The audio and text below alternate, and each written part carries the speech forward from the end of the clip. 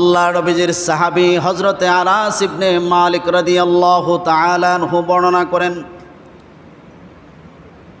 বনি ইসরাইলের একজন ব্যক্তি, যে মানুষটা তার উটের মধ্যে সব কিছু ছিল, তার খাবার দাবার, আসবাবপত্র, পানীয় জল সব কিছু তার উটের মধ্যে ছিল। ওই ব্যক্তি একটা গাছের মধ্যে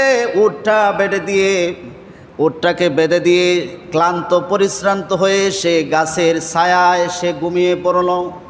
ঘুমিয়ে পড়ার পরে দেখে তার উটটা সেখানের মধ্যে নাই, উটটা কোথাও চলে গেছে। উটটাকে সে খুঁজতে লাগলো। এমন একটা মরুভূমির জায়গা, মরু প্রান্তর, যেই জায়গা থেকে সে হেঁটে হেঁটেও যেতে পারবে না, আবার তার খাবার দাবার পানি সব কিছু ছিল সেই উটের মধ্যে, বোঝাই করা উটের পিঠের মধ্যে।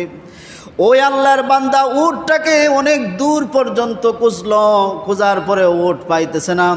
সে এই অবস্থায় নিজের জীবনের করুণ পরিণতির ভেবে সে মনে মনে ভাবল, হয়তো আমার জীবন এখানেই শেষ, আমি আর বাঁচতে পারবো না।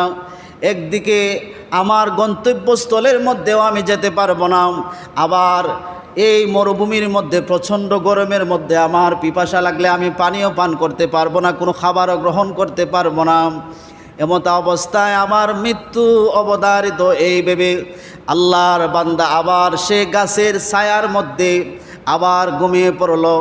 ঘুমিয়ে আল্লাহর ওই বান্দা দেখতেছে, ঘুম থেকে জাগ্রত হয়ে আবার দেখতেছে সে গাছের মধ্যে তার সে হারানো উটটা বাঁধা রয়েছে। জোরে বলুন সুবহানাল্লাহ। ওই আল্লাহর বান্দা লাফ দিয়ে উঠে সে বলতেছে, আনতা আব্দি ওয়া আনা রাব্বুক, হে আল্লাহ, আপনি আমার গোলাম, আপনি আমার বান্দা, আর আমি আপনার রব। ভুল করে ফেলেছে। সে খুশি হয়ে আল্লাহর শুকরিয়া আদায় করতেছিল। সে বলতেছিল যে, আল্লাহ, আপনি আমার রব আর আমি আপনার বান্দা। কিন্তু সে ভুলে বলে ফেলেছে, আনতা আব্দি ওয়া আনা রাব্বুক, আমি আপনার রব আর আপনি আমার বান্দা। হাদিসের রওয়ায়াত এভাবেই ঠিক বর্ণনা এসেছে।